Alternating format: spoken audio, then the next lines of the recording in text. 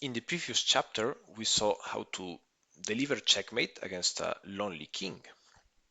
But of course, in most positions we will have in most real games, we will not be facing just a king, but rather a whole army of different pieces. And even there, we will have opportunities to get a checkmate in those type of more unexpected situations where there are many pieces on the board and there's still a fight.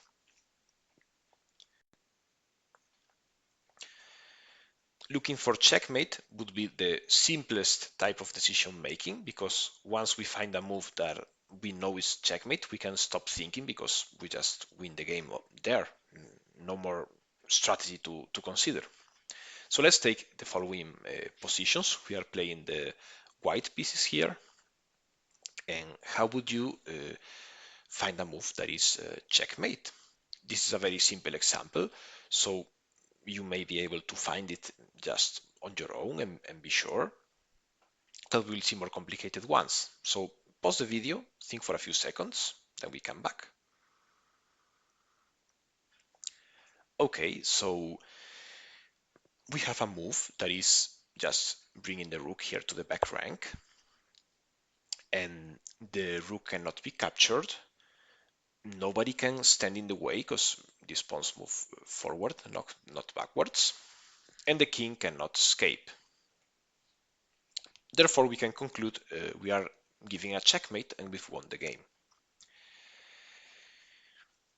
These three steps is what we will use to decide if a move we're thinking of is checkmate or not. And of course, we have to think about them before we make the move, because in a real game, we wouldn't be hoping that the move we just made is checkmate. We would want to make sure beforehand. So in a given position, we will think, what are the different moves we can give that are check? So for instance, here there's only one. This is the only move that is check. You can try to find others yourself, but you won't find any. And then we need to think, can the piece we are using to check be captured? Can somebody stand in the way, so blocking? Or can the enemy king escape? If the answer to those three questions is no, then we have found a checkmate. Let's find a more interesting example. Here we have more than one move that is check. Can you find all of them? How many are there? Pause the video if you need a few more seconds. This isn't always easy, but there are three moves that are check. So there is a bishop move here that is check. From here the bishop will be attacking the king. There's a queen move here that is also check.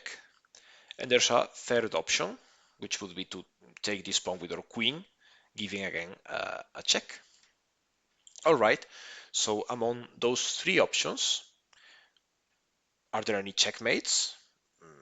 Which one is checkmate? How can we know?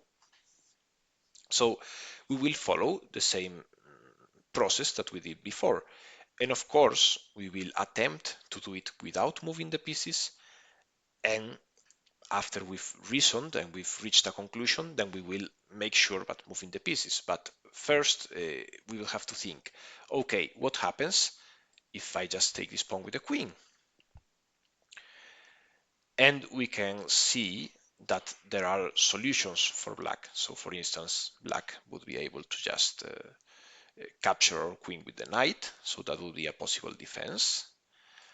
Or they could block the check here with the knight. Are there any other moves they could play? Yes, there are. They could block with the bishop or with the queen. So let's play the moves to see what all these arrows really mean. So we can take here with check, and now black can just take our queen, and the threat is over. There's no longer a checkmate here.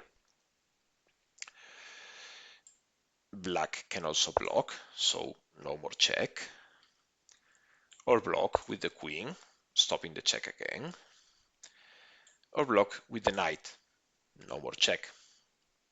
In conclusion, this position is not checkmate because, well, only with one defense would be enough for it to not be checkmate, but there are so many, so this just doesn't work. Okay, so what's a different move? We have two moves left to check. No pun intended there.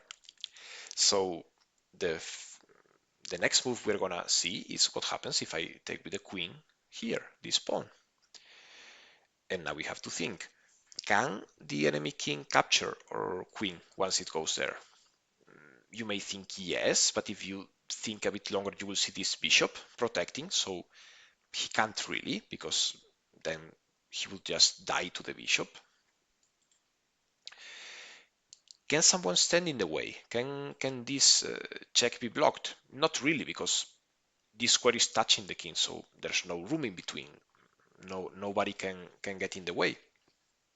And finally, can the king escape? What squares would be available to escape? Well, here maybe, but our queen now in this square would be covering that, right? Let's make sure. We take. Of course,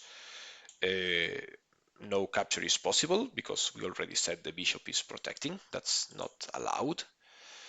And coming here with the king is also not allowed because our queen is covering that square. This means we have indeed achieved a checkmate. Because of course nobody can get in the way because we already said if the pieces are touching, no blocking is possible. So we still have a move left to try. Of course, in a real game, if we see that we have a move that is checkmate, we just stop thinking there, we just give checkmate. But for the sake of exercise, what happens if we take with the bishop? Try to think, what's the proper defense black could have?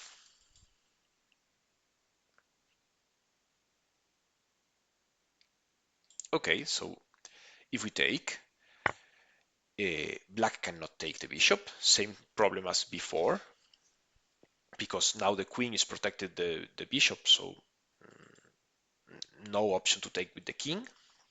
If there was some other piece there, then yeah, we would consider the option of taking the bishop, but there's none, so let's see other alternatives. Of course, no blocking is possible either, but now this dark square over here isn't covered by anyone, so black can simply just bring the king forward and live another day. Great, so now we know what we have to do to make sure a move we're thinking about is checkmate, or to find the defense our opponent could possibly have. This chapter is mostly practical, so the explanation will be brief. It's been only a few minutes and we will only cover one more example. But we have hours and hours worth of puzzles, of exercises that you should be doing on your own. Of course, it doesn't really make sense to stop everything else and just do all the exercises together, because we should also be playing some games against other people online, whatever. And you should also be watching the following chapters. Still, we will leave some links in the description with a large amount of mating puzzles that you can try to solve on your own. There's hundreds of them. I really suggest you to do a lot of them, so maybe 200 in the following weeks, and come back consistently to them. And now we will see a bit of a more complicated one. At this stage, I think it will still be difficult for you, but I really want to show this thought process, like its ultimate consequences, what happens when we have something really hard and how we get to the answer. So here's the position. We will be playing now as black, and we will try to find a checkmate. So of course, after you've done dozens or hundreds of mate in one puzzles, you will have developed some intuition for what moves should we consider as more likely to work and which one are less likely to work. But still, with the same method we've done before, we can find how to checkmate here. So let's start like before. What are the moves that you can find that give a check? What are the moves that attack the enemy king?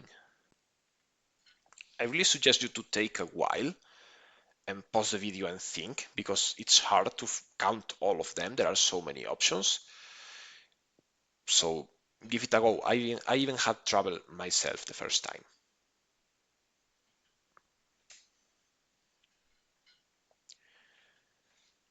Okay, so I can count 8 moves that are check. And there's really, let's say, 4 groups. So we have uh, this move, and this move, and this move, and this move. So 4 different ways to check the king in the side, like in the open file that we have on that side of the board. And none of those is checkmate. So how do we know? Well, neither rook or the queen can be captured there, and nobody can block. But there's always a very easy escape. So let's just pick this move as an example, but it works the same for all 4 of them. White simply moves the king over here, and they've defended. The same is true if we had used the other rook, or the queen over here, or the queen over there. The king just escapes here. So you can see like this, maybe, or like this, or like this. We see that the king just moves away. But let's not make this confusing and go back to the beginning. We see all those 4 moves have the same reply. They are not checkmate. So now you will think, okay, so it looks critical to cover this square. So let's find checks in the back rank. And we have this one and this one. And again, none of them is checkmate, because against this one, there are 2 possible defenses. Can you find them? One involves this queen that we have circled over here. You have this little hint. This would be a way to block. But of course, we can also just escape with our king. Same thing holds true if we give this check. The queen can back and defend, or the king can just move forward. All right, so we've exhausted 6 moves, and none of them was checkmate. There are 2 more checks. One is with the knight, but how many different defenses are there against this one? Well, there are actually 3. The king can come here or here, defending the same ways we've seen before. But it would also be possible to just take the knight with the queen, so no checkmate. Okay, so what's the last check we have to think about? It's this simple move. Just taking the pawn with the queen, we